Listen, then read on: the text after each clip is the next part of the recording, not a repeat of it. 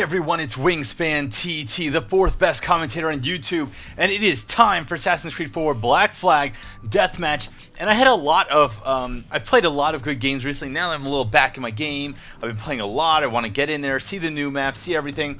Kind of just push myself to catch up because I know I've been out of it for so long due to being sick for a little while. So I got to make those videos make or break.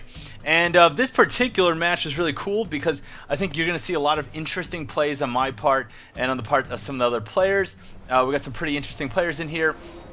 And also I make some really interesting mistakes that I think you can learn from. And one of the first mistakes here that I make is I accidentally choose my wanted ability set instead of my deathmatch ability set.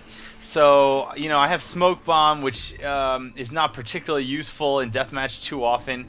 You know, not like it's not useful at all, just saying overall I wouldn't really recommend smoke bomb all the time.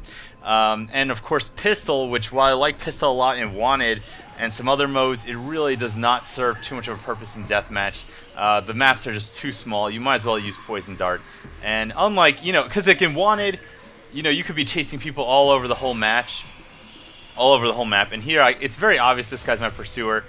So I'm trying to lure him into hay bale stun, which I immediately get. We talked about this last time. When you enter a hay bale while you're in the animation of entering it, you are completely vulnerable. So, you know, someone could just stun you immediately. Now here, I could have gotten a good kill on my target. Unfortunately, I kind of ran into a tripwire bomb. It was just sitting there on the ground. He threw it to the ground. Won't be part of your system. And here I see my my next target also being stolen from me. And I think one thing with deathmatch is you want to be stealthy, but you need to keep in mind how many pursuers your target has, because you cannot get, you know, poached over and over and over again. You gotta look. If it looks like there's multiple people coming after you, you've got to move it or lose it. And here once again, it's pretty obvious this guy's my pursuer. He's coming right at me, not like completely right at me, but I'm gonna throw down my time phase, wait a second so that he loses his lock, and then just move in for the free stun. I think people misunderstand time phase. Like, you don't lose your lock immediately, you lose it after a very short period of time. And here I see Vincent Joe has another pursuer, so I'm going to come up here to hopefully shortcut his other pursuer, and also to kind of just make it so I cannot be contested. I take the lead now, but now immediately going back down to second place, 850 points. Now I don't immediately see where my target is. It's like I'm playing peekaboo, except instead of like a 5-year-old, I got Lee VT Villanueva. I don't know what the hell that stands for. I'm assuming once again that this guy's my pursuer, but I'm not actually 100% sure.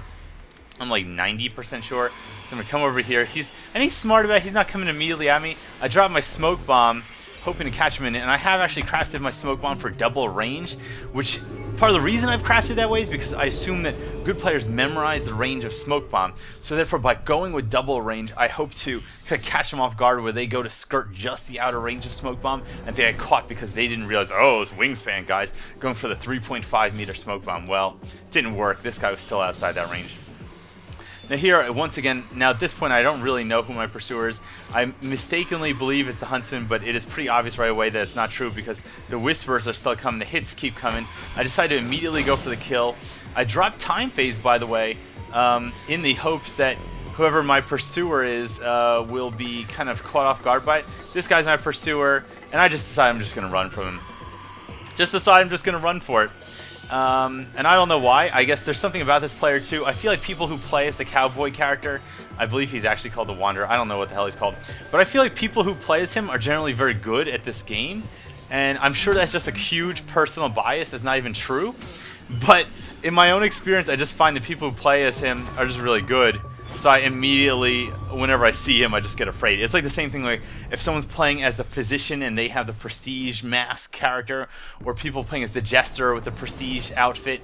I always find that those players are good, so whenever I see them, I immediately like panic. And sometimes it's unwarranted. Like I'm just overreacting. These people are not actually the good. And here I kind of messed up. I really should have gone through the chase breaker. But I decided I'm going to go for the hidden kill here, go for 300 points. I just move into that blend group real quickly, and here getting completely killed by Villanueva.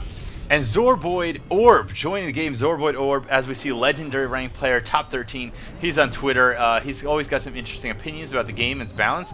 I was having a really long Twitter conversation with him the other day about the merits and dismerits of Determined and some other things in the match. He is a great player, so I greatly respect his opinion, even when we agree to disagree. Now, because I have my disguise in here, I felt a little more confident to move into the group, wait for the hidden, wait for the 450 points, and wait for the half focus. And they managed to all pay off. I'm now 2350 with 5 minutes and 13 seconds on the clock. And here, this physician, I'm pretty sure, is one of my pursuers. He's just moving in range. I can hear the whispers. At the same time, he's moving in range. This guy could also be my pursuer. I'm getting nervous. I dropped a time phase, but he also drops a time phase. But he manages to kill a civilian. I get the stun on him. And see, he had the survivalist perk, which is the one where you turn invisible when you kill a civilian or get stunned, which immediately tells me he's not actually good. Because no one actually takes that. And we see here the physician.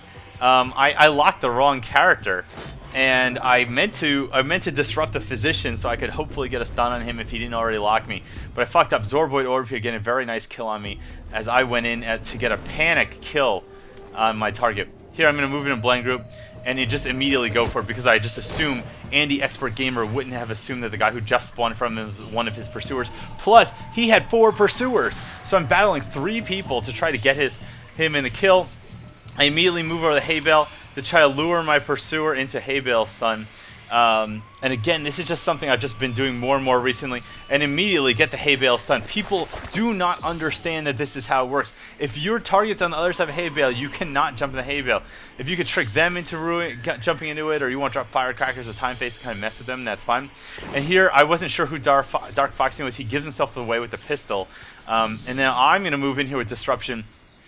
He has 2 other pursuers. I'm moving relatively quickly. I have the full perfect approach, and I just come in to get it. I assume that because he used a pistol, he probably didn't see me because he's locked into that animation. But someone else saw me, and I'm just going to go die in these leaves. Assassinator DX25 killed me for 1100 points. Not fucking bad. I had no clue where he was. I think he was in that same blend group there with my target. And we see Zorboid Orb catching up very quickly. And now already in 3rd place, even though he joined the match, I believe, like 2.5 minutes into it. But he gets shot. So that guy, wait, that guy had used 2 pistols in like 1 minute?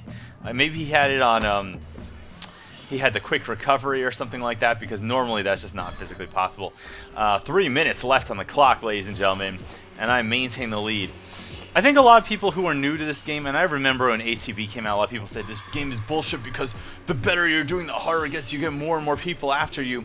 But I think what people don't realize is that when you are in 1st place, you have the most control over the game. Like, you control where people go because people are all chasing after you. Zorboid Orb here getting the stun. I'm going to slowly move after him. He's good enough. He definitely knows I'm his pursuer, so I'm just going to stand here. I was about to throw time phase at him, but he decides to try to knife me, and I just move away for a second right when he goes in to get the stun, and I think he realized that he wasn't going to get the easy stun on me, so he backed off for a very, very quick second, and right in that moment of hesitation, that's where I moved in and got my 900 point kill on him. And Villanueva coming in for 700 points. I did notice at the last second that he was my pursuer, but I got a bad lock. I was not able to contest. I probably shouldn't have even locked at all. I should have probably just ran away, forced him to give up his hidden, and then contested the kill, so I would have got 100 points and he would get fewer points. But I just kind of generally just fucked up. I just messed up. So here, Assassinator, I didn't even see where he is. I guess he's in this group. I feel like it's this guy, but I'm actually not really sure. And we got fucking someone moonwalking over here. But because, once again, because I'm in costume, I decided to go away. I assume Zorboid Orb is my pursuer, so I'm going to throw a Disruption on and then go around for the stun. But I kind of mess up because if you throw Disruption on someone, they do not lose their lock on you. So what you can do is you can throw Disruption on them, you can run around the tent or something, you can wait till you lose your lock, or you can count to 3 seconds of the clock, or make it so that you can still see them but they can't see you, and then and only then, when you know that they've lost their lock on you and you still have like 5 or so seconds left on your Disruption, then you can move in and get your stun on them, because they're not going to be able to relock you, and they're not going to want to just run around randomly and just slamming X on everything. So Disruption can be used to break a lock and to get a kill on people or stun on people, but you got to be smart about it. You do not auto lose the lock. And there I could have got slightly better kill if I had jumped up on those boxes. I could have gotten acro, but it was a little risky. I saw that they were in the middle of an animation, decided to go for it. This guy, I was specifically waiting for my Disruption to come back, but I knew that he's my pursuer, the Huntsman's my pursuer, this guy's not my pursuer. And here I was going to go around and like find the Wanderer and get a stun on him, but then I forgot, oh, he's right there. And there was definitely like a whole 3/4 of a second of hesitation there, so I could have gotten a stun on him. But I was just like, I dropped the ball, I dropped the disruption, I dropped my brains, I left them at the post office when I was mailing my passport in for renewal. Apparently I just didn't know what was going on. And watch this. This guy's my target. I decided to not do anything whatsoever. Get in his blind group, walk away from him, get in, and then I noticed that the huntsman was also moving in on him, so I dropped the time phase, because I probably could have gotten the kill regardless of it. Regardless of using time phase, but because I knew I was facing someone else, that someone else was going to come in and poach my kill, I'm like, I'm going to drop time phase, make it hard for everyone else, and then go in and get that kill, get that money, get those points. Get those points, ladies and gentlemen. 7,100 points, 10 kills, 8 deaths. I really wish it would show stuns, by the way, in the scoreboard. Like, I understand in ACB, the developers didn't realize the stuns would be so important to the game's score. But come on, guys, it's been like 4 games now.